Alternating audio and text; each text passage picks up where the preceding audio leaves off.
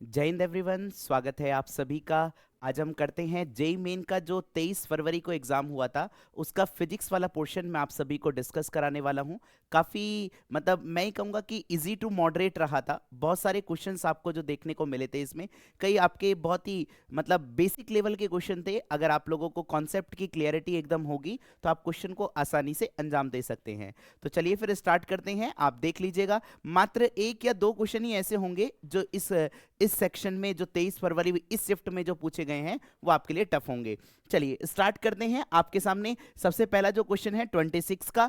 26 आपसे क्या कह रहा है? प्रोजेक्टाइल मोशन का बड़ा ही प्यारा क्वेश्चन, जरा ध्यान से सुनिएंगे। इस प्रकार के क्वेश्चन अगर आप देखेंगे तो मैंने आपको एनडीए लेवल पे भी इस तरीके के क्वेश्चंस कराए हुए हैं। मान लेते हैं ये है मेरे सामने एक हॉरिजॉन्टल प्लेन। क्या है भैया? Horizontal plane.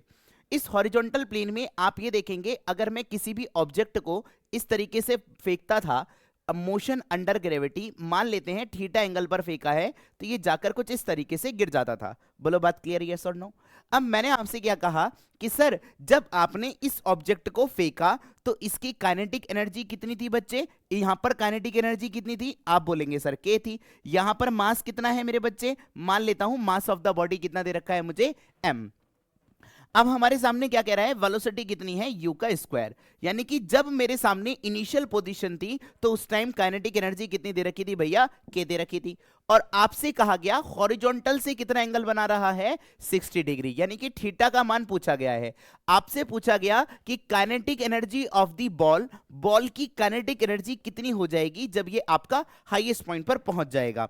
जरा ध्यान से सुनिएगा। हाईएस्ट पॉइंट पर आपको पता है कि सर हमारे सामने हाईएस्ट पॉइंट पर ओनली एंड ओनली कौन सा कंपोनेंट एग्जिस्ट करता है? आपका आंसर होगा सर कौन सा कंपोनेंट एग्जिस्ट करेगा? आपका आंसर होगा हॉरिजॉन्टल कंपोनेंट एग्जिस्ट करता है। बात क्लियर है, यस और नो? भाई सिंपल सी बात है कि horizontal component of velocity projectile motion में कैसी रहती है? रिमेन कांस्टेंट रहती है। हाईएस्ट पॉइंट पर वर्टिकल वेलोसिटी कंपोनेंट कितना हो जाता है? जीरो, यानी कि ये तो सर जीरो हो गया है। यहां पर वेलोसिटी कितनी है मेरे बच्चे? u cos theta. तो काइनेटिक एनर्जी कितनी आ जाएगी? हाफ m, और वेलोसिटी कितनी है यहां पर? u cos थीटा का होल स्क्वायर। मतलब नई वाली काइनेटिक आपको एनर्जी आपको निकालनी थी के न्यू। भैया मास थोड़ी ना चेंज होगा। मास जितना बॉल का स्टार्टिंग ए पॉइंट पर था, जितना मास m है उतना ही मास आपका हाईएस्ट पॉइंट पर भी रहता है। 1/2 mass into velocity into you का स्क्वायर। cos 60 का मान कितना होता है मेरे बच्चे? थीटा यहां पर आपको कितना दे रखा है? 60 डिग्री। cos 60 का मान कितना होगा? 1/2। अगर आप 1/2 करेंगे तो ये कितना आ जाएगा मेरे बच्चे? बोलो फटाफट से। 1/4 के बराबर। 1/हाफ एम यू स्क्वायर, ये किसके बराबर था? k के बराबर। यानी कि नई काइनेटिक एनर्जी कितनी हो जाएगी? आपका आंसर होगा k/4 के बराबर। यानी कि जितनी विद इन टाइम लिमिट आपको डिफाइन करी गई थी उतने में ही आपका आंसर आना भी चाहिए। क्लियर है? ये आपकी प्रैक्टिस पर डिपेंड करता है। चलिए आगे बढ़ते हैं नेक्स्ट क्वेश्चन की तरफ। क्वेश्चन नंबर 27 में क्या कह रहा है? बड़ा ही आसान सा क्वेश्चन, इलेक्ट्रोस्टैटिक पोटेंशियल एनर्जी का क्वेश्चन आपसे कह रहा है। बहुत आसान सा क्वेश्चन है, सभी लोग ध्यान से देंगे। दो चार्ज के बीच में पोटेंशियल एनर्जी कैसे निकालते थे? आप बोलेंगे सर दो चार्ज के बीच में इलेक्ट्रोस्टैटिक पोटेंशियल एनर्जी कैसे लिखते थे? 1/4 epsilon not Q1 Q2 upon R के बराबर लिखते थे। बात क्लियर है, यस और no?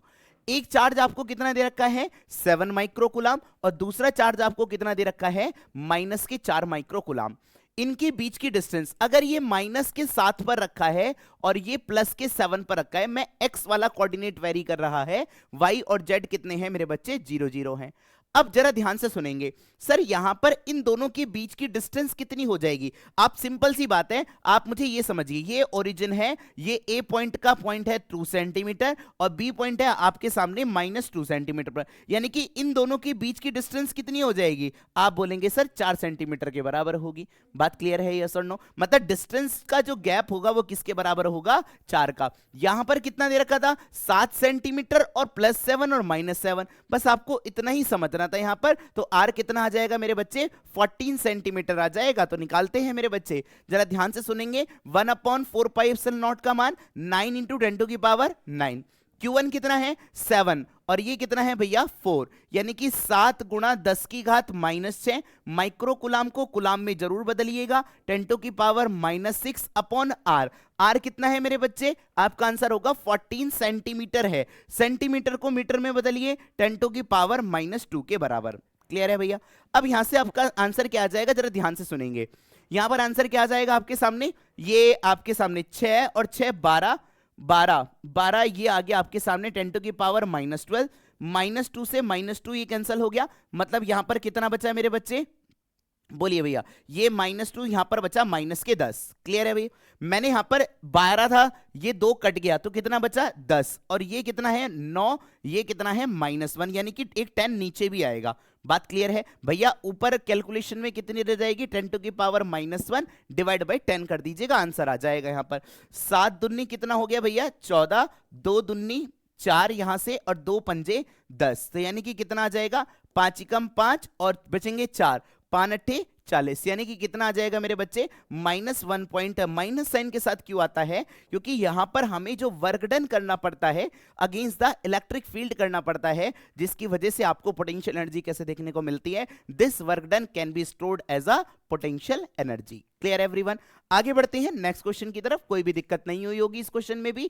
Question number 28, question number 28 prism का लाइट का क्वेश्चन आया है, जरा ध्यान से सुनते हुए चलेंगे।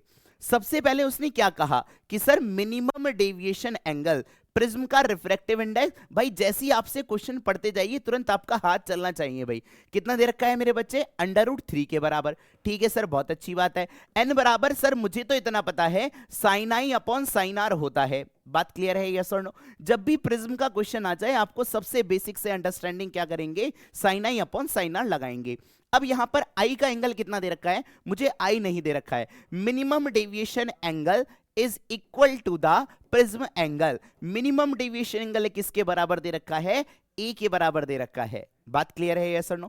और मिनिमम डेविएशन एंगल कैसे निकालते थे, जब हमारे सामने, याद करिएगा बच्चे, जब हमारे सामने जो रे, ये रिफ्रैक्टेड रे होती थी किसके साथ पैरेलल हो जाती थी, प्रिज्म के बेस के साथ पैरेलल हो जाती थी। इस केस में हमारे सामने क्या होता है, ये इसके साथ पैरेलल होती है। मिनिमम डेविएशन एंगल की कंडीशन कहलाती है। डेविएशन क्या होता है, लाइट रे को जाना ऐसे था, चली ऐसे गई, यानी कि इतना कितना डेविएट हुई है उसी एंगल को हम क्या बोलते हैं, डेविएशन एंगल के नाम से जानते हैं। बात क्लियर है, यस और नो। अब मेरी बात को जरा ध्यान से सुनेंगे। डेविएशन एंगल कैसे निकालते थे सर, सर I1 प्लस का I2 और माइनस का R1 प्लस का R2 निकालते थे।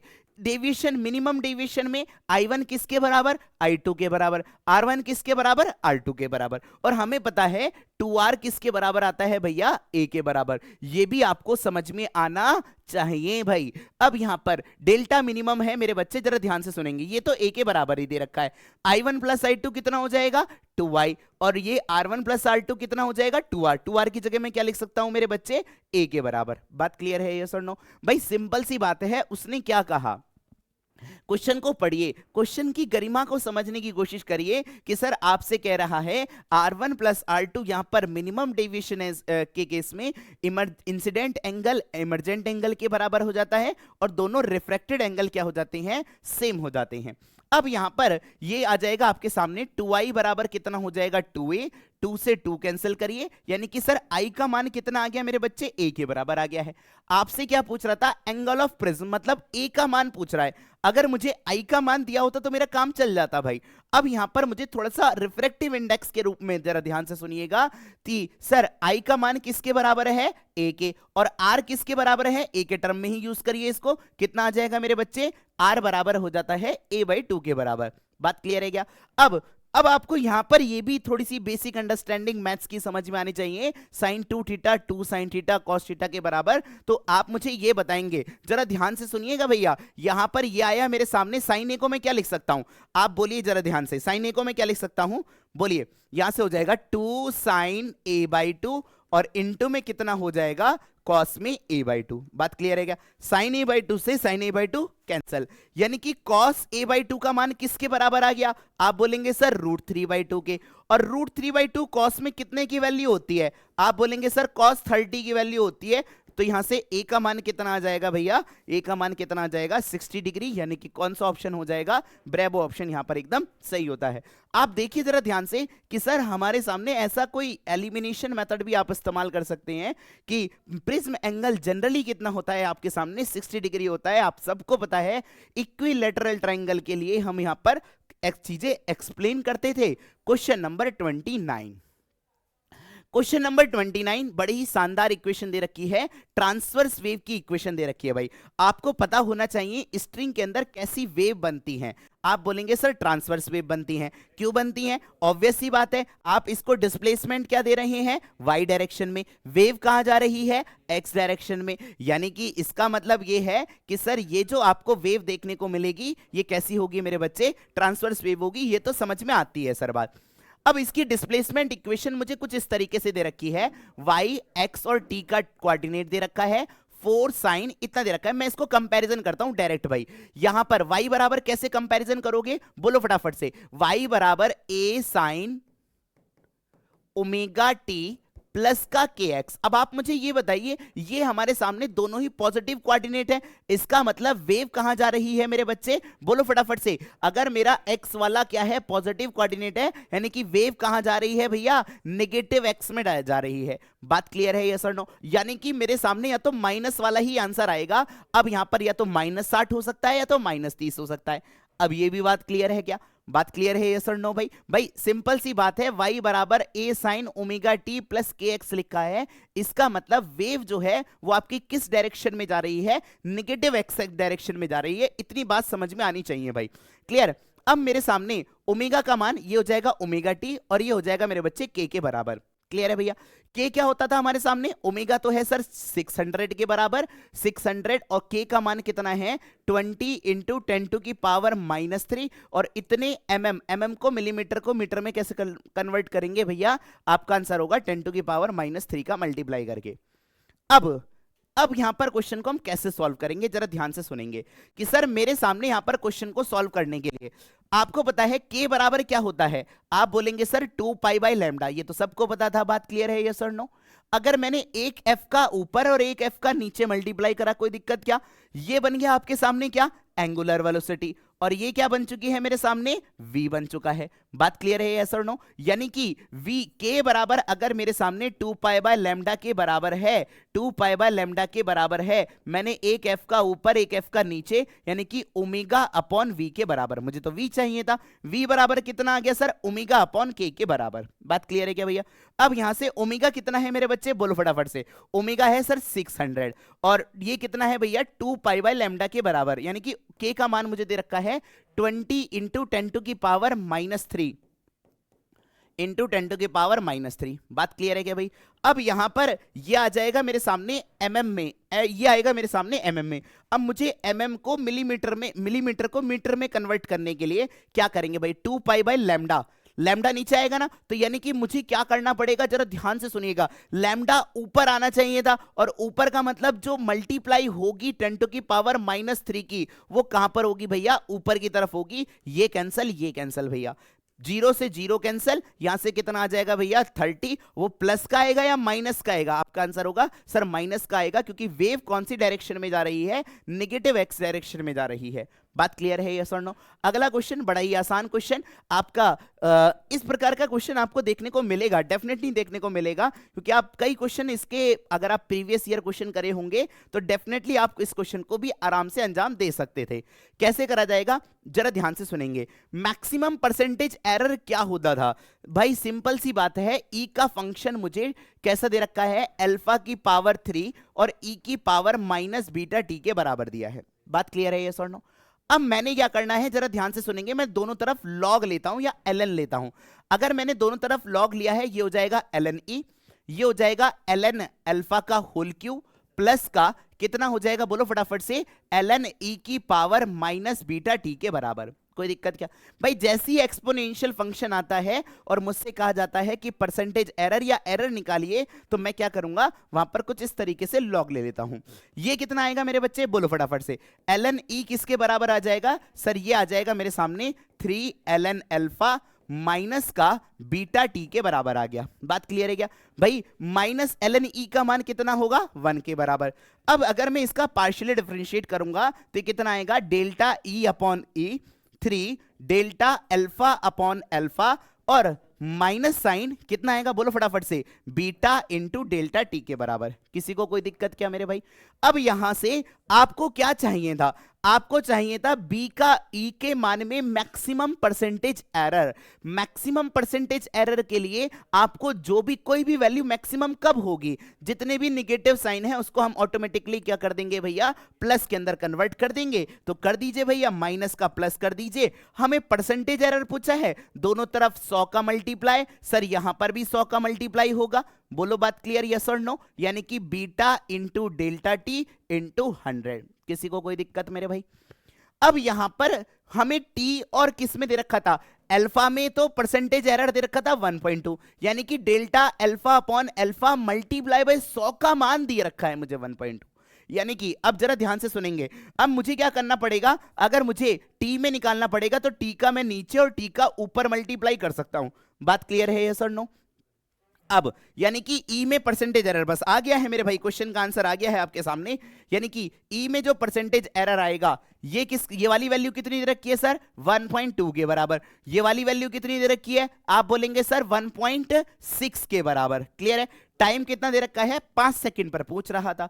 तो 3 इंटू 1.2 प्लस बीटा कितना है? बीटा कांस्टेंट है 0.3, टी का मान 5 है और इसमें परसेंटेज एरर कितना दे रखा है? 1.6।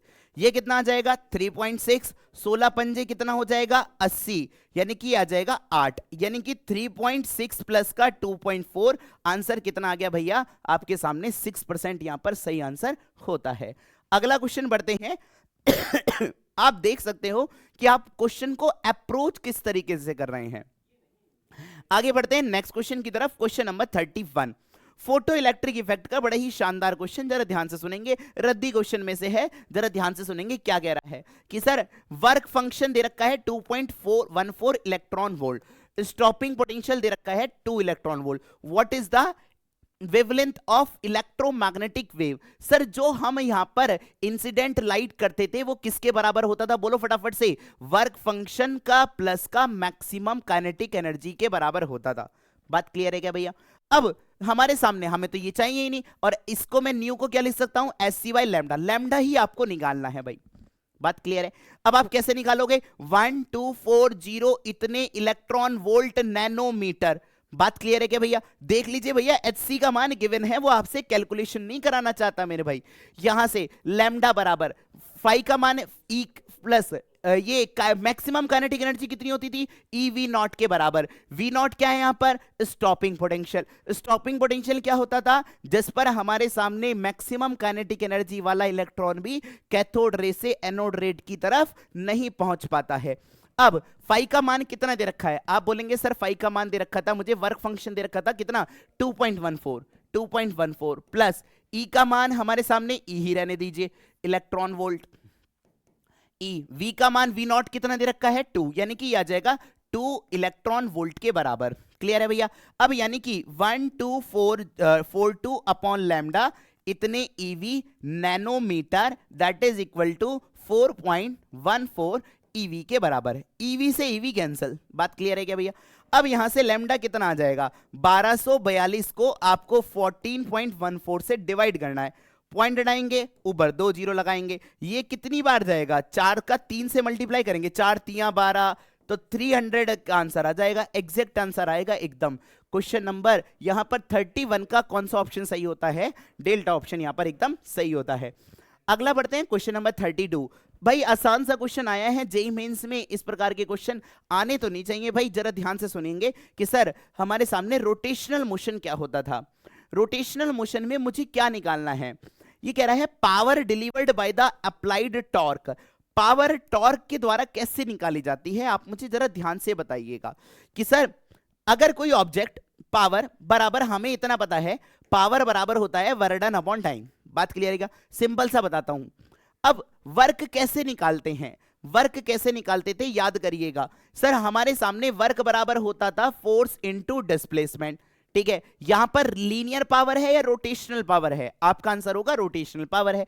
तो मैं फोर्स की जगह क्या लिखूंगा? टॉर्क, और लीनियर डिस्प्लेसमेंट की जगह एंगुलर डिस्प्लेसमेंट। इतनी बात समझ में आनी चाहिए मेरे प्यारे। बात क्लियर है, यस और नो? यानी कि सर यहां पर जो W की जगह मैं लिख सकता हूं, क्या लिखूंगा बोलो? टॉर्क इंटू थीटा, अपॉन में कितना लिखेंगे मेरे बच्चे? T के बराबर लिखेंगे। सर यहां पर हमारे सामने टॉर्क बराबर क्या होगा, आप जरा ध्यान से सुनेंगे। सर थीटा का मान भी मुझे निकालना है, theta as a function of t आपको दे रखा है, क्लियर है? और वो किसके बराबर दे रखा है? 5t स्क्वायर माइनस का 8t। तो क्या ये हमारे सामने ओमेगा के बराबर होता है? यस सर, ओमेगा क्या होता है? D theta by D T के बराबर। यानी कि अगर मैं इसका एक बार डिफरेंशिएट करता हूं तो आपको क्या मिलेगा मेरे बच्चे? एंगुलर वेलोसिटी, और कितनी मिलेगी? 10t माइनस का 8 के बराबर। टाइम आपको दे रखा है, टाइम निकालना है एंगुलर वेलोसिटी, यानी कि जब t बराबर 2 सेकंड होगी तो आपको क्या मिल जाएगी? बोलो फटाफट से, क्या मिल जाएगी? Angular velocity. यानी कि 10 दूनी 20 माइनस का कितना हो जाएगा भैया? 8। तो ये कितना आ जाएगा? 12 रेडियन पर सेकंड के बराबर आ गया। ओमेगा तो मेरा काम चल गया। टॉर्क नहीं दिया है आपको, तो आपको बड़ी दिक्कत है, यहां पर टॉर्क को चेंज करना पड़ेगा। मोमेंट ऑफ इनर्शिया और टॉर्क बराबर आई अल्फा होता है।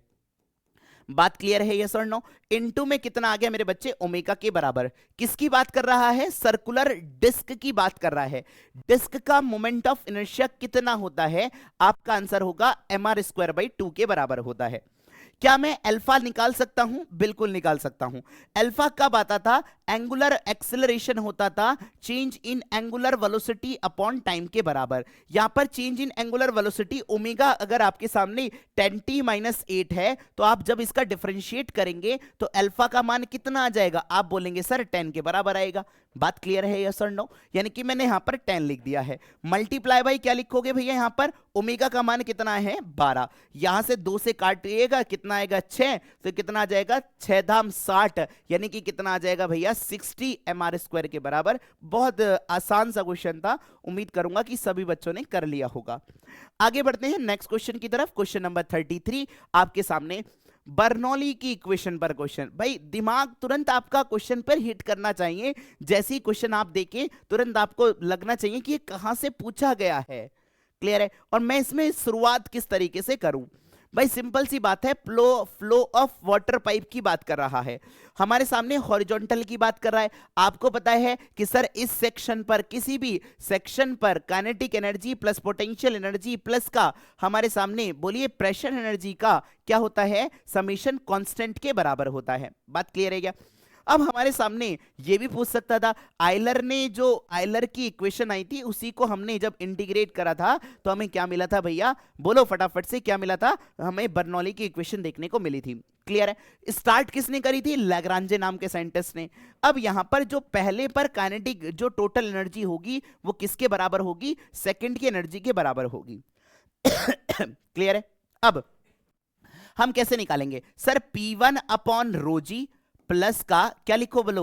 V1² अपॉन 2g प्लस का किसी फ्रेम ऑफ रेफरेंस से लोगे, यहां पर भी हाइट h है, यहां पर भी हाइट h है, प्लस का Z1 that is equal to किसके बराबर लिखोगे? बोलो फटाफट से। P2 अपॉन रो जी प्लस का V2² अपॉन 2g प्लस का इसका पोटेंशियल हेड कितना है? ये भी आपके सामने कितना है? Z के बराबर ही है, मतलब Z1 और Z2 तो आपके कैंसल आउट हो जाएंगे। बात क्लियर है, यस और नो? अब आपको क्या निकालना है? उसने कहा the speed of the water flowing in the pipe, pipe के अंदर हमारे सामने कितनी वेलोसिटी से हमारे सामने एंटर करेगी, ये पूछ रहा है। अब जरा ध्यान से सुनेंगे। The reading of the pressure gauge, ठीक है, attach to the pipe, the reading of the pressure gauge fall to this when valve is open. हमारे सामने स्टार्टिंग में वॉल्व कैसी थी? क्लोज थी, तो वाटर कैसा रहा होगा? स्टेशनरी रहा होगा। बात समझ में आई नहीं आई मेरे भाई? यानी कि V1 का स्क्वायर ये तो हमारे सामने 0 के बराबर हो गया, यानी कि P1 अपॉन रो जी माइनस का P2 upon rho g that is equal to किसके बराबर आ गया मेरे बच्चे? V2² अपॉन 2g के बराबर आ गया। जी जी जी सारे कैंसल आउट, यानी कि 2 को ऊपर ले जाइएगा, 2 इंटू P1 माइनस का P2 अपॉन में कितना आ गया? रो। यानी कि V2 की अगर मैं आपसे बात करूंगा तो अंडर रूट में यहां पर हटा दूं भाई। अरे बात क्लियर है, यस और नो? यानी कि ये आएगा आपके सामने V2 का मान। आपसे पूछ रहा था V2 किसके डायरेक्टली प्रोपोर्शनल निकल कर आई, आप बोलेंगे सर P1 माइनस P2 के डायरेक्टली प्रोपोर्शनल निकल कर आ रहा है, क्योंकि 2 भी कांस्टेंट है, रो जो होगी, डेंसिटी जो होगी वो भी कैसी रहेगी, कांस्टेंट रहेगी, क्योंकि फ्लोइंग फ्लूइड कैसा होता है, इनकंप्रेसिबल इन नेचर है। बात क्लियर है क्या? आगे बढ़ते हैं नेक्स्ट क्वेश्चन की तरफ, क्वेश्चन नंबर 34। क्वेश्चन नंबर 34 बहुत आसान सा क्वेश्चन, डायमेंशन का बेस क्वेश्चन, आप देख सकते हो यूनिट एंड डायमेंशन के दूसरा क्वेश्चन यहां पर मैं सॉल्व करने जा रहा हूं। क्लियर है? सबसे पहले आपको पता होना चाहिए परमेबिलिटी ऑफ फ्री स्पेस क्या होता है। परमेबिलिटी होता है हमारे सामने, ये होता है म्यू नॉट के बराबर। आप इसकी म्यू नॉट की जहां से चाहिए वहां से आपको फॉर्मूले से आप इसका डायमेंशन निकाल सकते हैं। ठीक है, अब आप कहोगे सर हम कहां पर निकालें, क्या आपने बी बराबर पढ़ा है mu naught upon 4 pi I d l sine theta upon r square? बात क्लियर है ये सर? नो, तो ब्यू नॉट का आ जाएगा। मैग्नेटिक फील्ड पता होनी चाहिए, मैग्नेटिक फील्ड के लिए फॉर्मूला क्या होगा, एफ बराबर q v B sine theta के बराबर। कोई दिक्कत मेरे भाई? अब यहां पर जरा ध्यान से सुनेंगे, यहां पर आता है मैग्नेटिक मोमेंट। मैग्नेटिक मोमेंट क्या होता था कि जब हमारे सामने किसी भी आप करंट कैरिंग कॉइल को मैग्नेटिक फील्ड के अंदर प्लेस करते हैं तो वो हमारे सामने रोटेशन डेवलप हो जाता है। रोटेशन जो डेवलप होता है उस पर जो मैग्नेटिक फील्ड की वजह से जो रोटेशन आया उसी को हम किस नाम से जानते थे, हमारे सामने बोलिए फटाफट से, किस नाम से जानते थे, मैग्नेटिक मोमेंट। और मैग्नेटिक मोमेंट किसके बराबर होता था, याद करिएगा, NIA। एन यहां पर नंबर ऑफ टर्न्स मैंने यहां पर 1 लेकर चले हैं।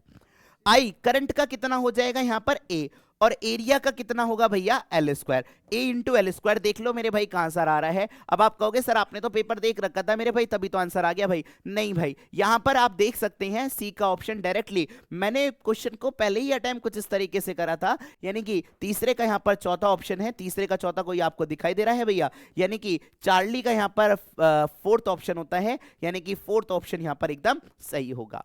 क्लियर है भाई? अब आगे बढ़ता है, कोई है ही नहीं ऑप्शन सी का, देख ले भाई। क्लियर है? अगला टॉर्जनल कांस्टेंट भी समझ लीजिए। टॉर्जनल कांस्टेंट क्या होता था, F बराबर होता था kx। जब लीनियर डिस्प्लेसमेंट होता था तो यहां पर जो कांस्टेंट आता था इसको हम बोलते थे लीनियर कांस्टेंट के नाम से जानते थे, या लीनियर, यहां पर जो ये जो कांस्टेंट आएगा, ये जो लीनियर कांस्टेंट निकल कर आता था, फोर्स को हटाकर हम क्या लिखेंगे, टॉर्क। क्लियर है भैया? और k को हटाकर यहां पर टॉर्जनल कांस्टेंट लिखेंगे। बात क्लियर है यस और नो, जिसे हम c से रिप्रेजेंट करते हैं। लीनियर डिस्प्लेसमेंट को हटाकर एंगुलर डिस्प्लेसमेंट। बात क्लियर है? मुझे टॉर्जनल कांस्टेंट का चाहिए, थीटा तो कोई यूनिट होगा ही नहीं। Torque is a form of energy, energy का क्या होता है, ml/t-2। बात क्लियर है यस और नो? बहुत आसान क्वेश्चन। अगला क्वेश्चन मेरे बच्चे, क्वेश्चन नंबर 35 ग्रेविटेशन का। बहुत आसान क्वेश्चन, जरा ध्यान से सुनेंगे कि सर उसने कहा एक सैटेलाइट है revolving around the earth is 9 times closer than closer to the earth than moon. मतलब ये अर्थ है भैया, ये सैटेलाइट है और ये हमारे सामने मून है। अगर मून की डिस्टेंस मेरे सामने x है या इसकी सैटेलाइट की डिस्टेंस x है, क्लियर है, तो 9 टाइम्स क्लोजर है, मतलब उसके अगर ये 9x के बराबर है तो ये किसके बराबर होगा मेरे बच्चे, x के बराबर होगी। क्लियर है? जो केपलर का तीसरा नियम होता है वो क्या कहता है, टाइम पीरियड का स्क्वायर किसके बराबर होता है, बोलिए फटाफट से, टाइम पीरियड का स्क्वायर डिस्टेंस की क्यूब के डायरेक्टली प्रोपोर्शनल। सर मून का मुझे कितना दे रखा है, मुझे मून का टाइम पीरियड दे रखा है 27, सैटेलाइट का टाइम पीरियड आपसे निकालने को कह रहा है। बड़ा आसान क्वेश्चन। सर सैटेलाइट का, आइए टी ऑफ, मैं यहां पर पहले सैटेलाइट का ले लेता हूं और फिर यहां पर टी किसका आएगा मेरे बच्चे, मून का कितना है 27, इसका होल स्क्वायर। प्रोपोर्शनलिटी हटाएंगे, कांस्टेंट कैंसिल कर देंगे। यहां पर आर कितना है मेरे बच्चे, एक्स है, और यहां आर कितना है भैया आपके सामने 27, और इसका कितना हो जाएगा मेरे बच्चे, होल क्यूब। क्लियर है भैया? 27, अच्छा यहां पर लीजिएगा भैया 9x। क्लियर है? 9x का कितना हो जाएगा, होल क्यूब। क्लियर है? अब यहां पर आप देख सकते हैं कि x से तो x कैंसल आउट हो गया। बात क्लियर है क्या? अगर मैं ts/27 that is equal to ये 1/9 की पावर कितना हो जाएगा, 3/2। 9 की पावर 3/2 मतलब नीचे में यहां पर सारी चीजें सॉल्व करूंगा, 3 का स्क्वायर लिखता हूं, 3/2 लिखता हूं, 2 से 2 कैंसल, 27 से 27 कैंसल आउट हो जाएगा, तो सैटेलाइट का टाइम पीरियड कितना निकल कर आएगा, 1 दिन। बात क्लियर है? मुंह जवानी भी आप सॉल्व कर सकते हैं इस क्वेश्चन को, बहुत बड़ी टफ टास्क नहीं था।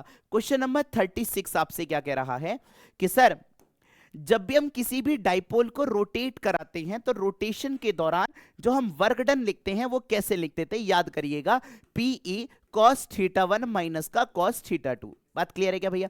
अगर थीटा हमारे सामने कुछ नहीं दिया गया है, पहले हम यहां पर कितना लिखेंगे, अलाइनमेंट सेम लेकर चलेंगे। दूसरा, कितना रोटेट कर दिया है, इक्विलिब्रियम पोजीशन से। इक्विलिब्रियम का मतलब है थीटा बराबर 0, 0 से कितने डिग्री पर चेंज करा है, 180 डिग्री पर। बात समझ में आती है, यस और नो मेरे भाई? cos 180 का मान कितना होगा, -1, यानी कि W बराबर, मैं तो डायरेक्ट लिख सकता था यहां पर 2PE के बराबर। P क्या है यहां पर, डाइपोल मोमेंट, और E क्या है यहां पर, इलेक्ट्रिक फील्ड। जरा ध्यान से सुनेंगे सर, W बराबर 2 इंटू P बराबर क्या लिखोगे, Q इंटू 12। Q कितना है भैया, 4, मैं लिख देता हूं Q इंटू 12, 12 इनके बीच की डिस्टेंस। क्लियर है? 4 इंटू 10 की घात -6, 12 कितना है मेरे बच्चे, 12 का मतलब है इनकी बीच की डिस्टेंस। 9 और 9, -9 से 9, देख रहे हो आप, दूसरी बार आपको ये कह रहा है कि सर यहां पर आप 9 सेंटीमीटर लेंगे या 18 सेंटीमीटर लेंगे। आपका आंसर होगा, बोलिए फटाफट से, सर यहां पर तो हम 18 सेंटीमीटर लेंगे, मल्टीप्लाई बाय 10 टू की पावर -2। इलेक्ट्रिक फील्ड दे रखी है आपको 10 टू की पावर 4 के बराबर, ये खत्म, तो ये खत्म। 10 टू की पावर कितना बचा भैया आपके सामने, -2 बचेगा यहां पर। क्लियर है भैया? अब ये आ गया -2 मल्टीप्लाई बाय 4 दूनी 8 और 18 अट्ठे कितना हो जाएगा भैया, 144, यानी कि मल्टीप्लाई बाय 10 टू की पावर -4 इतने जूल या 14.4 इतने मिली जूल के बराबर आंसर आपका आ जाएगा। क्लियर है? प्रैक्टिस डिपेंड करती है आप लोगों ने कितनी क्वेश्चन की प्रैक्टिस करी है, उसी हिसाब से आप क्वेश्चन को आराम से निकाल सकते थे। गैल्वेनोमीटर का क्वेश्चन जरा ध्यान से सुनेंगे क्या कहता था।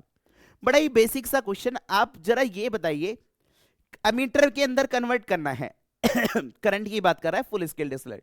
सर गैल्वेनोमीटर को अगर मुझे अमीटर के अंदर कन्वर्ट करना है तो मैं क्या करता था, बोलिए फटाफट से, एक शंट रेजिस्टेंस पैरेलल में लगाता था। क्लियर है? अगर मेरे सामने इसके अंदर बहने वाली करंट कितनी होती है, IG, और शंट के क्रॉस कितनी करंट जाती थी, I माइनस का IG, दोनों में पोटेंशियल ड्रॉप कैसा होगा, सेम। IG का मान बहुत ही कम आता है, बहुत ध्यान से सुनिएगा। गैल्वेनोमीटर डिजाइन ही इसलिए करा जाता था वेरी स्मॉल करंट को, फ्लक्चुएशन ऑफ करंट को मेजरमेंट करने के लिए। यानी कि आपका आंसर क्या होगा, IG इंटू जी किसके बराबर हो गया मेरे बच्चे, I माइनस का IG इंटू एस के बराबर। यानी कि जो पोटेंशियल ड्रॉप मेरा गैल्वेनोमीटर के अक्रॉस होगा, वही पोटेंशियल ड्रॉप किसके बराबर होगा, शंट रेजिस्टेंस के अक्रॉस होता है। अब IG का मान कितना दे रखा है, फुल स्केल डिफ्लेक्शन, आपको खुद समझ में आना चाहिए, एक फुल आई की करंट नहीं होगी, वैल्यू बहुत कम है, 20 मिली एम्पियर, यानी कि 20 इंटू 10 टू की पावर -3। क्लियर है भैया? अब आपके सामने क्या कह रहा है, G का मान, गैल्वेनोमीटर का रेजिस्टेंस कितना दे रखा है, 30, I माइनस का IG। अब मैं आप कहोगे कि सर यहां पर मैं I माइनस का IG सॉल्व नहीं करूंगा भाई, I का मान कितना है आपके सामने, 3 माइनस का, जब आप 20 इंटू 10 टू की पावर -3 घटाएंगे तो वो अप्रोक्सीमेटली किसके बराबर आएगा, 3 के बराबर। आप देख सकते हैं रेंज दूर दूर है, तो 3 इंटू एस के बराबर। क्लियर है भैया? अब यहां से कितना आ जाएगा, यहां से आपको कितना आ जाएगा, 3 ढाई कितना हो गया भैया, 30। क्लियर है? अब यहां से आपको S का मान निकालना है, किसका मान निकालना है, शंट रेजिस्टेंस का मान निकालना है। शंट रेजिस्टेंस का मान मैं कैसे निकालूंगा, जरा ध्यान से सुनेंगे। S का मान यहां से, बहुत ध्यान से सुनिएगा, है ना, अब आपको यहां पर उसमें 30/x के टर्म में लिखना है, तो ये कितना आ जाएगा, बोलिए फटाफट से, यह आ जाएगा 200 और अपॉन में कितना आ जाएगा, 1000। क्लियर है भैया? क्लियर है? अब आपको क्या करना है, आपको तो यहां पर 30 चाहिए ऊपर, आप अगर आपको 0 0 0 0, क्लियर है, अगर मुझे ऊपर 30 बनाना है तो मुझे क्या करना पड़ेगा, यानी कि 15 का तो मुझे ऊपर मल्टीप्लाई करना पड़ेगा और 15 का ही मुझे क्या करना पड़ेगा, नीचे मल्टीप्लाई करना पड़ेगा। क्लियर है भैया? 15 का ऊपर 15 का नीचे, यानी कि यह आ जाएगा 150, 3/150 और इतना ओम, यानी कि यही क्या हो जाएगा भैया आपके सामने, 149। इतना आपका दिमाग चलना चाहिए, अब आपकी प्रैक्टिस ही आपकी डिपेंड करती है। चलिए अगला क्वेश्चन, क्वेश्चन नंबर 38। 38 क्या कह रहा है, ये अच्छा क्वेश्चन है, इसमें आप फंस सकते थे, है ना, जरा ध्यान से सुनेंगे। लैंग्वेज पे खेलना है क्योंकि इस टाइम प्रेशर रहता है हमारे सामने क्वेश्चन को करते हुए, तो क्वेश्चन को करते हुए हो सकता है ये क्वेश्चन में आप प्रेशर में डील कर सकते थे, है ना। मैक्सिमम अपॉन मिनिमम इंटेंसिटी का रेशियो आपको दे रखा था। क्लियर है? 9/4 के बराबर। क्लियर है? अब दिक्कत ये है यहां पर कि मुझे यहां पर ये वर्ड को समझना पड़ेगा। आपको जो दो स्लिट दे रखी हैं, एक स्लिट कितनी दे रखी है, उसका मान दे रखा है, एक स्लिट है sir, one of the slit is XD and other is कितना दे रखा है, डी के बराबर। अगर आप इसको फर्स्ट सेकंड में मानेंगे तो हमारे सामने तब भी आप आंसर को टिक कर सकते हैं। क्लियर है? अब आई मैक्स क्या होता है, इंटेंसिटी जो होती है वो एम्पलीट्यूड के स्क्वायर के बराबर होती थी। बात क्लियर है क्या? यानी कि अगर मैं आई मैक्स को एम्पलीट्यूड के टर्म में लिखूंगा तो a1 प्लस का a2 का होल स्क्वायर अपॉन में कितना लिखूंगा, मिनिमम इंटेंसिटी के लिए माइनस का साइन लगाऊंगा, दैट इज इक्वल टू 9/4 के बराबर। किसी को कोई दिक्कत मेरे भाई? अब जरा ध्यान से सुनेंगे कि सर हमारे सामने a1 का मान, a2 का मान, a3 का मान क्या है हमारे सामने। a1 उसने साफ साफ कहा है, a क्या है, एम्पलीट्यूड मतलब डिस्प्लेसमेंट की मैक्सिमम वैल्यू। डिस्प्लेसमेंट ही फील्ड की स्ट्रेंथ को, मतलब फील्ड का जो एम्पलीट्यूड होगा वो डायरेक्टली प्रोपोर्शनल होगा किसके मेरे बच्चे, स्लिट की विड्थ के बराबर होगा। बात समझ में आई नहीं आई मेरे भाई? अब यहां पर आप क्या करेंगे, अगर मेरे सामने ये है, आपके सामने जरा ध्यान से सुनते हुए चलेंगे, एक स्लिट की विड्थ कितनी थी, xd, दूसरी स्लिट की विड्थ कितनी थी, यानी कि एम्पलीट्यूड जो है वो स्लिट की विड्थ के डायरेक्टली प्रोपोर्शनल है। क्लियर एवरीवन, यस और नो? अगर आप इन दोनों का रूट लेंगे, यहां पर रूट ले लीजिएगा तो ये कितना आ जाएगा भैया, 3/2 के बराबर। क्लियर है? अब यहां पर a1 कितना है, a बोलेंगे आप xd के बराबर, a2 कितना है, d के बराबर, अपॉन में xd माइनस का d, that is equal to किसके बराबर हो गया, 3/2। मुझे तो x का मान चाहिए था, किसका चाहिए था, x का। अगर आप उल्टा भी रखेंगे, जरा ध्यान से सुनेंगे, यहां पर d से d कैंसिल आउट हो जाएगा, x प्लस का 1 कितना आ जाएगा, x माइनस 1 के बराबर, दैट इज इक्वल टू 3/2 के बराबर। 2 का इधर मल्टीप्लाई करिए, 2x प्लस का 2 किसके बराबर, 3x माइनस का 3 के बराबर, तो ये आ जाएगा 5, that is equal to 3x माइनस 2x किसके बराबर हो गया, 5 के बराबर। अगर आप उल्टा ले लेते तो x का मान आपको 1/5 देखने को मिलता, फिर भी आप क्वेश्चन की अप्रोच तक पहुंच सकते थे। बात क्लियर है, यस और नो? अगला क्वेश्चन, नेक्स्ट क्वेश्चन बढ़ते हैं, नेक्स्ट क्वेश्चन 39 की तरफ। 39 क्या कह रहा है, बाइंडिंग एनर्जी पर न्यूक्लियन, जो आपकी स्टेबिलिटी को बताती थी, याद करिएगा, बाइंडिंग एनर्जी पर न्यूक्लियंस को हम किसके रेस्पेक्ट में डिफाइन करते थे, मास नंबर के। ये हमारे सामने कुछ इस तरीके से आती थी, और यहां पर हमारे सामने जब हमारे सामने एटॉमिक नंबर, मास नंबर 30 से ज्यादा और 170 से कम होता था तो बाइंडिंग एनर्जी कैसी रहती थी, प्रैक्टिकली इंडिपेंडेंट रहती थी, किस पर भैया, मास नंबर पर। बिल्कुल सही है। Nuclear force is long range force, नहीं sir, nuclear force long range force नहीं होता है। न्यूक्लियर फोर्स कैसा होता है, शॉर्ट रेंज फोर्स होता है, क्योंकि आप सबको पता है न्यूक्लियाई जो होता है उसका साइज बहुत कम होता है, इसके अंदर प्रोटॉन न्यूट्रॉन है ना जो पाए जाते हैं, इन दो प्रोटॉनों के बीच में भी न्यूक्लियर फोर्स जो होता है वो आपका इंडिपेंडेंट होता है, किस पर, चार्ज के नेचर पर। तो ये रीजन तो बिल्कुल साफ साफ गलत है मेरे भाई, असर्शन एकदम सही है। यानी कि यहां पर आप लिखेंगे बच्चे, कौन सा ऑप्शन हो जाएगा, assertion is true and reason is false, यानी कि यहां पर सेकंड ऑप्शन यहां पर सही होता है। अगला क्वेश्चन मेरे बच्चे, क्वेश्चन नंबर 40 आप सभी की स्क्रीन पर ये रहा, बड़ा ही आसान सा क्वेश्चन, थर्मोडायनामिक्स का बहुत आसान सा क्वेश्चन। आपने जो सेकंड लॉ ऑफ थर्मोडायनामिक्स पढ़ा था उसके बेसिस पर हम एंट्रोपी निकालते थे। क्लॉसियस का स्टेटमेंट अगर आपको पता हो तो सर जो हमारे सामने चेंज इन एंट्रोपी को हम कैसे लिखते थे, dQ/T के बराबर लिखते थे। बात क्लियर है सर नो? अब यहां पर किसकी बात कर रहा है, वाटर की। वाटर के लिए आपको पता है ओनली Q बराबर क्या होता है, एक ही स्पेसिफिक हीट डिफाइन होती है वाटर, क्योंकि आपका कैसा होता है, इनकंप्रेसिबल इन नेचर होता है। तो मैं Q को डायरेक्टली यहां पर लेकर चलूंगा mc डेल्टा T के बराबर। बात क्लियर है यस और नो? और अपॉन में कितना लिखूंगा मेरे बच्चे, T के बराबर। आपको क्या चाहिए थी भैया, एंट्रोपी, एंट्रोपी आपको चाहिए थी। अब आपके समझ में आ जाना चाहिए कि यहां पर लॉग में आंसर आएगा, है ना, dt/t, मतलब दोनों तरफ आपने क्या करना पड़ेगा, इंटीग्रेट करना पड़ेगा। इंटीग्रेट करेंगे, पहले एंट्रोपी कितनी थी, मान लो टेम्परेचर T1 पर एंट्रोपी आपको कुछ दी गई थी क्या, नहीं, एंट्रोपी स्लोली इंक्रीज, मतलब चेंज इन एंट्रोपी पूछ रहा है, तो आप निकाल सकते हैं S1 से S2, ठीक है भाई, S1 से S2 तक, ठीक है। यहां पर T1 से D2, तो ये 1/T का इंटीग्रेशन क्या होता है, आपका आंसर होगा ln T के बराबर। और ln T कहां से लेकर कहां तक आएगा, T1 से लेकर T2 तक। T2 कौन सी लिमिट है, अपर लिमिट, और T1 कौन सी लिमिट है, लोअर लिमिट। यानी कि ये किसके बराबर हो जाएगा, MC log T2 minus T1, या मैं इसको T2/T1 के बराबर लिख सकता हूं। यानी कि कौन सा आंसर आ जाएगा भैया आपके सामने, T2/T1, यानी कि फोर्थ ऑप्शन यहां पर सही होता है। स्पेसिफिक हीट ऑफ वाटर, यानी कि C का मान मुझे यहां पर 1 दे रखा था। बड़ा ही आसान क्वेश्चन। अगला क्वेश्चन आप सभी की स्क्रीन पर ये रहा, क्वेश्चन नंबर 41।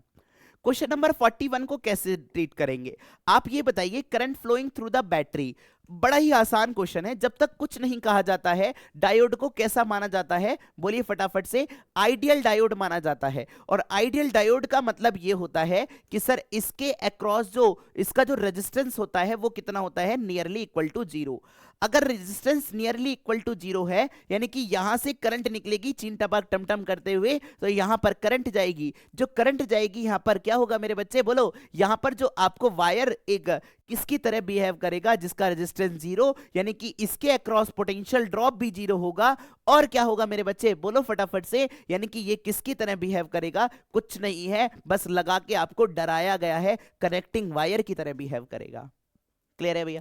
बड़ा ही आसान क्वेश्चन, ये तो करंट इलेक्ट्रिसिटी का क्वेश्चन है, अगर आपको पता हो तो। 20/20 मतलब नेट रेजिस्टेंस कितना आ जाएगा, पैरेलल कॉम्बिनेशन है तो 1/20 प्लस 1/20, यानी कि नेट रेजिस्टेंस आपके सामने 10 ओम के बराबर आता है।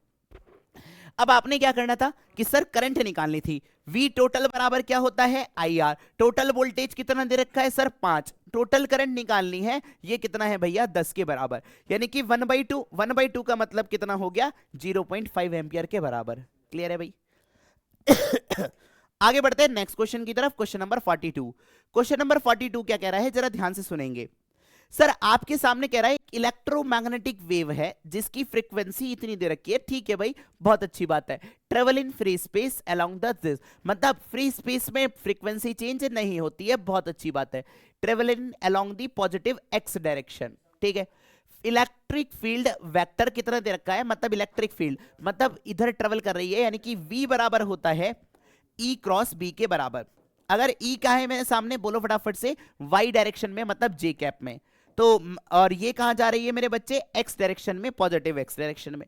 यानी कि मैग्नेटिक फील्ड जो आएगी वो हमारे सामने कौन सी डायरेक्शन में आएगी, आपका आंसर होगा प्लस के कैप में आएगी। बात क्लियर है क्या।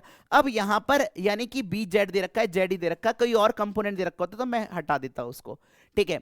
अब मैंने क्या करना है कि सर हमारे सामने F बराबर, जब हमारे सामने electromagnetic wave come into the arises when both the magnetic field is present. Answer is, आपका आंसर होगा electric field and magnetic field. Electric field and magnetic field पर हमारे सामने इलेक्ट्रिक फोर्स क्या होता था, QE, और मैग्नेटिक फोर्स किसके बराबर होता था, QVB के बराबर। Q से Q कट गया। कई लोगों को कंफ्यूजन हो जाता है इसमें V/E लिखूं या E/V लिखूं, ठीक है। मुझे तो यहां पर क्या चाहिए थी, C का मान, B का मान चाहिए, B जो है। अब यहां पर आपको वेलोसिटी नहीं दी गई है, वेलोसिटी नहीं दी गई है, तो आप V बराबर क्या मानेंगे, वैक्यूम पे जो वेलोसिटी होती है, स्पीड ऑफ लाइट किसके बराबर होती है, बोलिए फटाफट से, C के बराबर। E का मान कितना है सर, 9.3 वोल्ट मीटर, यह आ जाएगा 3 × 10⁸, यानी कि वेलोसिटी मैग्नेटिक फील्ड का जो कंपोनेंट निकल कर आएगा 3.1 × 10⁻⁻8, यानी कि कौन सा ऑप्शन सही होता है यहां पर, फोर्थ ऑप्शन यहां पर एकदम सही होगा। आगे बढ़ते हैं नेक्स्ट क्वेश्चन की तरफ, क्वेश्चन नंबर 43। क्वेश्चन नंबर 43 बड़ा ही आसान सा क्वेश्चन, जरा ध्यान से सुनेंगे। सबसे पहले आपको ये कॉन्सेप्ट पता होना चाहिए कि area under the PV diagram हमें क्या देता है, आपका आंसर होगा हमें वर्क डन देता है। अब यहां से चलना स्टार्ट करा, ए से लेकर बी तक, फिर सी से लेकर डी तक गया। क्लियर है। सबसे पहले मैंने क्या करना है, मुझे टोटल वर्क डन निकालना है। तो सबसे पहले मैं ए बी के लिए लिखूंगा, फिर मैं किसके लिए लिखूंगा भैया, सी डी के लिए। क्लियर है। वर्क डन क्या होता है, pressure into change in volume. Change in volume, change in volume कैसे लिखूंगा, volume at point B minus का volume at point A. Clear है। Plus pressure into volume, pressure कितना है, कांस्टेंट है, कितना है मेरे बच्चे, 2p0 के बराबर। वॉल्यूम एट डी माइनस का volume at C point. Clear है। अब आप मुझे ये बताइए, वॉल्यूम बी पॉइंट पर कितना है, आप बोलेंगे सर बी पॉइंट पर तो वॉल्यूम है 3v0 के बराबर। इनिशियल वॉल्यूम कितना है, ए पॉइंट पर है 2v0 के बराबर, प्लस ये हो जाएगा मेरे बच्चे 2p0। डी पर हमारे सामने वॉल्यूम, डी पर कितना है भैया, v। क्लियर है। V मतलब V0। अब सर सी पॉइंट पर कितना है, सी पॉइंट पर है 3v0 के बराबर। किसी को कोई दिक्कत क्या मेरे भाई? यहां से कितना आ जाएगा आपके सामने, बोलिए फटाफट से। ये आ जाएगा आपके सामने P0 इंटू V0। ये कितना आएगा भैया आपके सामने, माइनस का 2v0 यानी कि माइनस का 4 P0 V0 के बराबर। यानी कि जब इसको घटाएंगे आप तो आंसर कौन सा आ जाएगा आपके सामने, फोर्थ ऑप्शन यहां पर एकदम सही होगा। क्लियर है? आगे बढ़ते हैं नेक्स्ट क्वेश्चन की तरफ। Question number 44। मैंने आपसे क्या कहा कि क्वेश्चन की प्रैक्टिस आपके ऊपर डिपेंड करती है कि आपने क्वेश्चन को कितनी अच्छे से प्रैक्टिस करा है। बात क्लियर है, यस और नो? अब मेरी बात को जरा ध्यान से सुनेंगे, है ना, रूम पे रख दीजिएगा भैया। अब सुनिए, मैंने आपसे क्या कहा, सर मिरर की फोकल लेंथ कभी भी चेंज नहीं होती है। मिरर की अगर फोकल लेंथ बाहर भी एफ थी तो अंदर भी कितनी रहेगी मेरे बच्चे, एफ के बराबर ही रहेगी। बात क्लियर है क्या? इसमें कुछ था ही नहीं भाई। फोकल लेंथ लिक्विड में हमारे सामने तब चेंज करती थी जब हमारे सामने लेंस की बात करी थी। लेंस के लिए मैंने आपको बहुत सारे क्वेश्चन कराते थे, एफ एल बराबर F A N G minus का 1 अपॉन डब्ल्यू एन जी माइनस 1 के बराबर। क्लियर है? अगला क्वेश्चन, क्वेश्चन नंबर 45। बड़ा ही आसान सा क्वेश्चन, वेरी इजी क्वेश्चन भाई। आप सबको पता है स्ट्रिंग की जब भी आपसे बात करी जाती है तो इसके रिगार्डिंग फोर्स कितना लिखा जाता है, आप बोलेंगे F बराबर K इंटू एक्स के बराबर नेगेटिव साइन, जिसको हम रिस्टोरिंग फोर्स के नाम से जानते थे। क्लियर है? अब जरा ध्यान से सुनेंगे कि सर हमारे सामने मासलेस स्ट्रिंग है अंडर द टेंशन ऑफ 5। मतलब जब हमारे सामने कितना हुआ है, x1 डिस्प्लेसमेंट हुआ है तो फोर्स कितना है मेरे बच्चे, 5 के बराबर। बात क्लियर है, यस और नो? दूसरा आपसे क्या कह रहा है, जब हमारे सामने नया फोर्स कितना हो जा रहा है, 7 न्यूटन, जब हमारे सामने किसके बराबर, इलोंगेशन कितना दिया है, x2 के बराबर। क्लियर है? आपसे क्या कह रहा है कि sir for the elongation of this, इतने इलोंगेशन के लिए कितना टेंशन डेवलप आएगा, मतलब कितना फोर्स निकल कर आएगा, यही तो पूछ रहा था। F बराबर K इंटू एक्स, इलोंगेशन कितना दे रखा है, नया फोर्स आपसे नया टेंशन पूछ रहा है, 5x1 माइनस का 2x2। बात क्लियर है, यस और नो? अब कई लोग सोचेंगे सर K का मान तो दिया ही नहीं इसमें भाई, K तो एलिमिनेट हो जाएगा यहां पर। देखिएगा जरा ध्यान से, x1 को कितना लिखोगे, बोलो फटाफट से। x1 होगा सर 5 अपॉन K के बराबर, ठीक है जी, माइनस 2, x2 कितना होगा, 7 अपॉन K के बराबर, ठीक है जी। K से K कॉमन लेकर कैंसिल आउट, 25 माइनस का 14 कितना आ जाएगा भैया आंसर? आंसर इज आपके सामने कौन सा हो जाएगा, 11 न्यूटन यहां पर एकदम सही होता है। आगे बढ़ते हैं नेक्स्ट क्वेश्चन की तरफ। उम्मीद करूंगा कि आप सभी लोगों ने कर लिया होगा। क्वेश्चन नंबर 45, आपसे क्या कहा गया, एयर बबल ऑफ रेडियस, है ना, 20 centimetre below the free surface of the liquid. इसको हम बोलते हैं फ्री सरफेस, जहां पर हमारे सामने एटमॉस्फेरिक प्रेशर एक्ट करता है। एटमॉस्फेरिक प्रेशर आपके सामने यहां पर कुछ इस तरीके से एक्ट करेगा। ये आपका जो बबल लाई कर रहा है वो 20 सेंटीमीटर नीचे लाई कर रहा है। बात क्लियर है, यस और नो? हाँ जी बिल्कुल, ठीक है जी। रेडियस कितनी दे रखी है इस एयर बबल की, इसके अंदर क्या है मेरे बच्चे, एयर भरी हुई है। बात क्लियर है, यस और नो? और बाहर क्या है मेरे बच्चे, वाटर है। अगर मेरे सामने बाहर वाटर है और इनके बीच का जो प्रेशर डिफरेंस होगा, pressure difference between the pressure inside the bubble and atmospheric pressure. अब मेरी बात को जरा ध्यान से सुनेंगे। सर हमारे सामने इस क्वेश्चन को करने के लिए सबसे पहले जरा ध्यान से सुनेंगे, क्या आएगा हमारे सामने कि सर हमारे सामने ये तो होता है भैया किसके बराबर, 10 टू की पावर 5 पास्कल के बराबर। इसमें तो किसी को कोई दिक्कत नहीं होनी चाहिए, ठीक है भाई। अब आपको पता है कि एयर बबल के अंदर प्रेशर डिफरेंस कैसे निकालते हैं, ये बाहर सराउंडेड है वाटर से, तो आपका आंसर होगा सर निकालते हैं 2T/R से निकालते हैं। क्लियर है? सर टेंशन कितना दे रखा है, सरफेस टेंशन का मान मुझे बहुत आराम से दे रखा है, 2 इंटू कितना आएगा, बोलो फटाफट से, 2 इंटू ये कितना आएगा भैया आपके सामने, टेंशन कितना है 0.095, और अपॉन में कितना है भैया, रेडियस कितनी दे रखी है आपको, रेडियस इज 1 mm। 1 mm का मतलब 1 इंटू 10 टू की पावर -3 के बराबर। ये ऊपर जाएगा, पॉइंट हटाएंगे, नीचे यहां पर 3 जीरो लगा देंगे, ये कैंसल ये कैंसल। क्लियर है? तो ये कितना आ जाएगा, 2 का 95 से मल्टीप्लाई करेंगे, यहां पर आंसर आ जाएगा 190। कई लोग यहां पर 190 आंसर दे गए होंगे, पता क्यों? क्योंकि इन्होंने सोचा प्रेशर डिफरेंस ही तो निकालना है भाई, प्रेशर का डिफरेंस निकालना है हमें, difference between the pressure inside, inside कितना प्रेशर है और एंड दी एटमॉस्फेरिक प्रेशर। तो आपका यहां पर क्या करना पड़ेगा, एटमॉस्फेरिक प्रेशर भी यहां पर एक्ट कर रहा होगा, तो टोटल प्रेशर इस पर कितना निकल कर आएगा। आप बोलेंगे सर टोटल प्रेशर कितना आएगा, बोलो फटाफट से, ये कितना आ जाएगा आपके सामने 10⁵ प्लस का 190 को जब आप यहां पर ऐड करेंगे तो आपके सामने कितना आ जाएगा, P बराबर, अच्छा ये भी लगाइए रो जी एच, एच कितना दे रखा है, रो का मान कितना दे रखा है, बोलिए फटाफट से 10⁵, जी का मान कितना है 10। अगर ये बबल आपका सरफेस पर लाई करता तो मैं निकाल देता भाई डायरेक्ट, इसको 10⁵ को डायरेक्ट ऐड कर देता। यहां पर आपसे क्या कह रहा है, हाइट का भी रोल है भाई, हाइट का रोल है, यानी कि जो टोटल प्रेशर आएगा, एटमॉस्फेरिक प्रेशर जो निकल कर आएगा वो मैं कितना लिखूंगा, एटमॉस्फेरिक प्रेशर रो जी एच कितना है 20 × 10⁻²। तो ये कितना आ जाएगा भैया, ये आ जाएगा आपके सामने 2000, यानी कि एटमॉस्फेरिक प्रेशर तो इतना आया मेरे भाई, और जो आपके सामने प्रेशर का डिफरेंस जो निकल कर आया था वो कितना आया 190 के बराबर। यानी कि टोटल प्रेशर कितना आ जाएगा, इस पर कितना आ जाएगा, आपका आंसर होगा difference between the pressure this 2000 में 190 को जोड़ दीजिएगा, ये आपका फाइनल आंसर आ जाएगा 2190 आ जाएगा। क्लियर है भैया। अब आपके सामने between the pressure inside the bubble difference पूछ रहा है, जरा ध्यान से सुनिएगा, है ना, तो यही आंसर आएगा आपके सामने। ठीक है जी, आगे बढ़ते हैं नेक्स्ट क्वेश्चन की तरफ, क्वेश्चन नंबर 47। क्वेश्चन नंबर 47 में एंगुलर मोमेंटम क्या होता है, जरा ध्यान से सुनिएगा। Angular momentum of revolving satellite हम किस तरीके से निकालते हैं सर, मुझे सिंपल सी बात है कि सर अर्थ के, ये है अर्थ, अर्थ से कितनी हाइट पर रिवॉल्व कर रहा है, आप बोलेंगे सर इसका मास कितना है मेरे बच्चे m/2। क्लियर है, जो अर्थ का मास का आधा दे रखा है, रेडियस ऑफ द अर्थ कितनी दे रखी है, उसके मतलब हाइट कितनी दे रखी है r/3 के बराबर।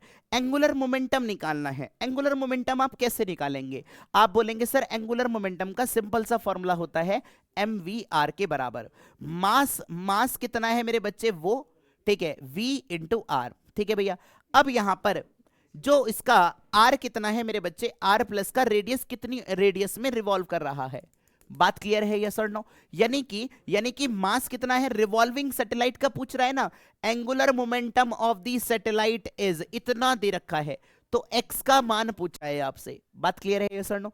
एंगुलर मोमेंटम मास कितना दे रखा है भैया, मुझे सैटेलाइट का मास दे रखा था m/2, ये होती थी ऑर्बिटल वेलोसिटी। ऑर्बिटल वेलोसिटी कैसे लिखते हैं, बोलिए फटाफट से, gm/r के बराबर। किसी को कोई दिक्कत क्या मेरे भाई, बात क्लियर है क्या। अब यहां पर r क्या है, यहां पर r प्लस का h, जो h कितनी है भाई, ये आ जाएगा अंडर रूट में, बहुत ध्यान से सुनिएगा भैया, यहां पर ये आएगा g इंटू मास, यहां पर m कितना है मेरे बच्चे, बोलिए m/2 के बराबर। अब यहां पर radius of the earth r plus का h, ये कितना हो जाएगा r प्लस का r/3, r प्लस का r/3 का मतलब कितना हो गया मेरे बच्चे, 4r/3 के बराबर। किसी को कोई दिक्कत क्या मेरे भाई।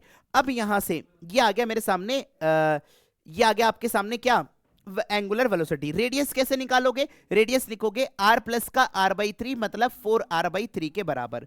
क्लियर है। अब मुझे क्या करना है, यहां पर आपको निकालना है मास, तो आपका एक भार है ही है, ठीक है भाई, बहुत हटा दीजिए उसको, कोई दिक्कत नहीं है। अब यहां पर जरा ध्यान से सुनेंगे, ठीक है, यहां पर रेडियस जो है वो एक √r ऊपर रह जाएगा। क्लियर है। अब यहां पर आप कैसे सॉल्व करेंगे इसको जरा ध्यान से सुनेंगे, यह आ जाएगा मेरे बच्चे m/2, ठीक है, क्लियर है भैया इतनी बात। अब यहां पर मास ऑफ द अर्थ, अच्छा m/2 के बराबर, दैट इज इक्वल टू किसके बराबर आया है, अंडर रूट में, यह आ जाएगा gm अपॉन में कितना आएगा भैया, यहां पर मास ऑफ द अर्थ आएगा, मास ऑफ द अर्थ आएगा, ठीक है ना भैया, तो ये आएगा 4 और इनटू में कितना आएगा भैया आपके सामने 4r/3। जरा ध्यान से सुनते हुए चलेंगे, ये आएगा मेरे सामने 4r/3, 3 को मैंने ऊपर पहुंचा दिया, ठीक है, और ये कितना आ जाएगा, 4r को अंडर रूट के साथ लेंगे तो कितना आ जाएगा 16r², और अपॉन में कितना आ जाएगा मेरे बच्चे 9 के बराबर। क्लियर है। यहां से कितना आएगा, ये आएगा बच्चे आपके सामने कितना आएगा, ये बोलिए 4 चौक 16, ये 4 कटा भैया, 4 से कितनी बार कटेगा, 3 बार, ठीक है भैया। ये आ जाएगा आपके सामने, एक आर से एक आर कैंसल आउट हो गया, यानी कि ये हो जाएगा 2 से 2 कैंसल आउट हो जाएगा बाहर से बाहर, तो ये कितना आ जाएगा बोलिए फटाफट से, 2 से 2 तो बाहर कैंसल आउट हो गया। बात समझ में आई नहीं आई भाई मेरे भाई, m/2 अंडर रूट में कितना हो जाएगा, 2 बाहर निकाल दीजिएगा, ये कैंसल आउट हो जाएगा। अंडर रूट में GMR और अपॉन में कितना आ जाएगा मेरे बच्चे, 3 के बराबर आएगा। बात क्लियर है, यानी कि x का मान पूछा गया था, तो x कितना आ जाएगा आपके सामने, आपका आंसर होगा 3 के बराबर आएगा। बात क्लियर। यहां पर एक पॉइंट और नोट करिए बच्चे, यानी कि जो यहां पर वेलोसिटी मास लिया जाएगा वो किसका लिया जाएगा, आपका आंसर होगा मास ऑफ द अर्थ ही लिया जाता है।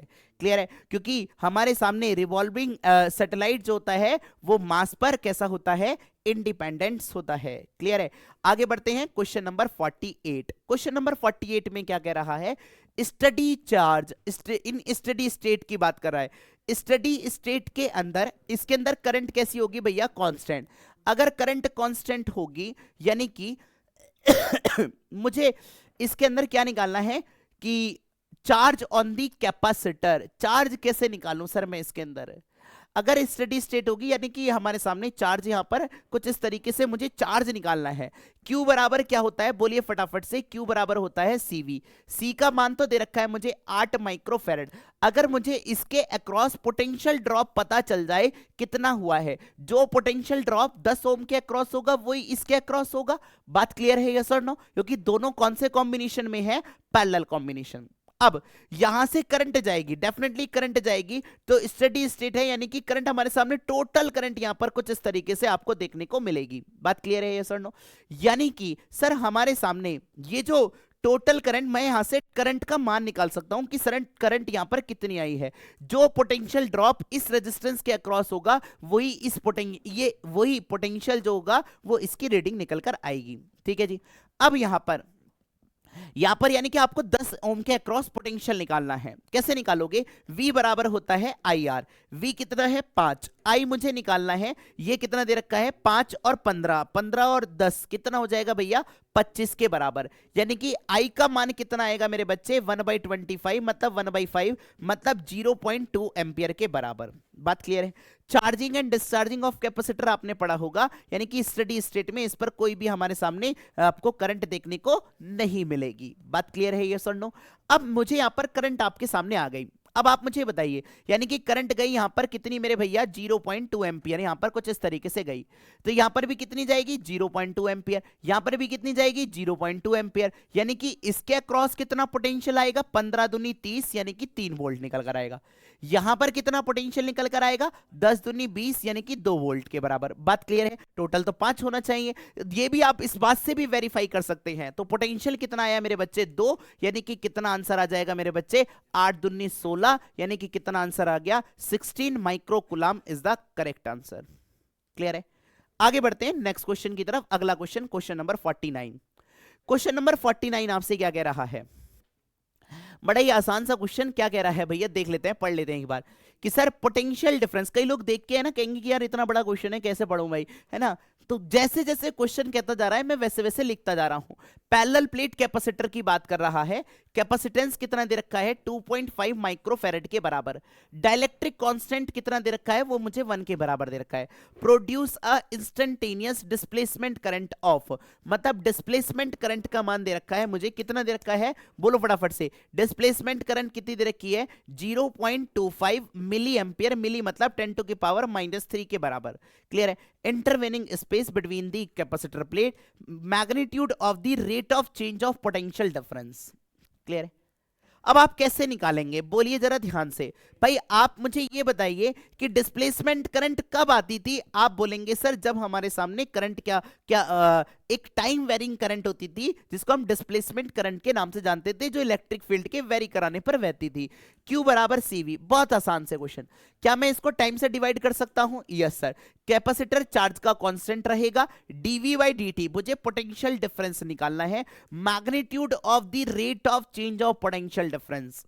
रेट का मतलब हो गया टाइम से हम उसको क्या करेंगे डिवाइड मारेंगे। बड़ा ही आसान क्वेश्चन, अब आपके सामने आसान क्वेश्चन हो चुका है और dV/dt आपको क्या करना है मेरे बच्चे, कैलकुलेट करना है। बात समझ में आई नहीं आई भाई? आईडी, आईडी कितना दे रखा है? आईडी का मान दे रखा था सर मुझे यहां पर 0.25 मिली एम्पेयर, मिली मतलब 10⁻⁻3। कैपेसिटेंस कितना दे रखा है सर? 2.5 माइक्रोफेरेड। ये आपको क्या करना है? कैलकुलेट करना है। मैंने एक्स मान लिया भाई इसको। पॉइंट हटाएंगे, -3 यानी कि 10⁻⁻3 बचा। ये उधर उधर पचा जाइए, 0.25 मल्टीप्लाई बाय 1000 डिवाइड बाय कितना आ जाएगा? 2.5, दैट इज इक्वल टू किसके बराबर हो गया? एक्स के बराबर। पॉइंट हटाएंगे, ऊपर 1 0, पॉइंट हटाएंगे, नीचे 2 0। क्लियर है? 2 0 से 2 0 कैंसिल, 25 से 25 कैंसिल, यानी कि x का मान है पोटेंशियल डिफरेंस कितना आ जाएगा मेरे बच्चे? 100 के बराबर आ जाएगा। Rate of change of potential difference निकल कर आएगा ये। लास्ट क्वेश्चन की तरफ मूव ऑन करते हैं। क्वेश्चन नंबर 50 एलसीआर सर्किट की बात कर रहा है। एलसीआर सर्किट में मैक्सिमम करंट कैसे निकाली जाती थी, आप मुझे ये बताइएगा।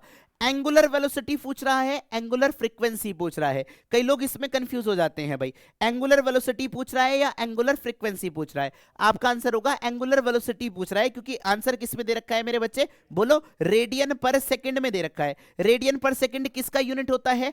फ्रीक्वेंसी का, स्मॉल एफ का या कैपिटल ओमेगा का? आपका आंसर होगा सर ओमेगा का। बात क्लियर है ये सर? नो। अब मुझे इस पर कैलकुलेट करना है, तो मैं कैसे कैलकुलेट करूंगा जरा ध्यान से सुनते हुए चलेंगे। कि सर आपको कह रहा है पैरेलल प्लेट कैपेसिटर वाला हो चुका है, अब एसी सोर्स की बात कर रहा है, बिल्कुल अल्टरनेटिंग करंट की बात कर रहा है। कैसे निकालोगे? आइए, maximum current of the circuit. Maximum current में एक्सएल किसके बराबर होता है? एक्सी के। हमारे सामने रेजिस्टेंस मिनिमम होता है। ओमेगा कैसे लिखते हैं? 1/√LC के बराबर लिखते हैं। किसी को कोई दिक्कत क्या मेरे भाई? यहां तक किसी को, यहां पर आपको डायरेक्ट आपका अप्रोच इतनी जानी चाहिए। एल का मान कितना है सर? एल का मान मुझे दे रखा है कितना? 100 मिली हेनरी। मिली मतलब 10⁻⁻3। कैपेसिटेंस कितना दे रखा है? कैपेसिटेंस दे रखा है आपको 25 है, नहीं है 25 नैनोफेरेड। ठीक है भाई, 25 नैनो मतलब 10⁻⁻9 के बराबर। क्लियर है भाई? अब यहां पर ये कितना है? -3 और -9 मतलब -12। -12 का अगर मैं अंडर रूट निकालूंगा 10⁻⁻6 डिनोमिनेटर में आएगा, उसको मैं ऊपर पहुंचाऊंगा तो कितना आ जाएगा? 10⁻6। क्लियर है बात सभी को? यस और नो यार? अरे भैया बात क्लियर हुई? यस और नो मेरे बच्चे? 10⁻6 को मैंने कुछ इस तरीके से लिख लिया। ये कितना आएगा? 10, और ये कितना आएगा मेरे बच्चे? 5 के बराबर। ठीक है, 1 0 से 1 0, तो ये कितना आ गया भैया? 20 इंटू 10⁻3। 10⁻4 में पूछा है ना, तो 2 इंटू 10⁻4 इतने रेडियन पर सेकेंड, यानी कि ये कितना आ जाएगा आपके सामने? 2 ऑप्शन यहां पर सही होगा। क्लियर है? ये आपकी जो न्यूमेरिकल वैल्यू वाले डिजिट के होते हैं ना, इसमें काफी बार कंफ्यूजन हो जाता है। इसमें हमें जो अपनी स्ट्रेंथ होती है वो पता नहीं चल पाती है कि समटाइम्स न्यूमेरिकल में, पर आपको पता होना चाहिए कि प्लस माइनस जो 0.15% तक, अगर आपने 0.015% अगर आपने वेरी करा है तो आपका आंसर सही माना जाता है। क्लियर है? क्लियर है? चलिए फिर, thank you very much and जय हिंद।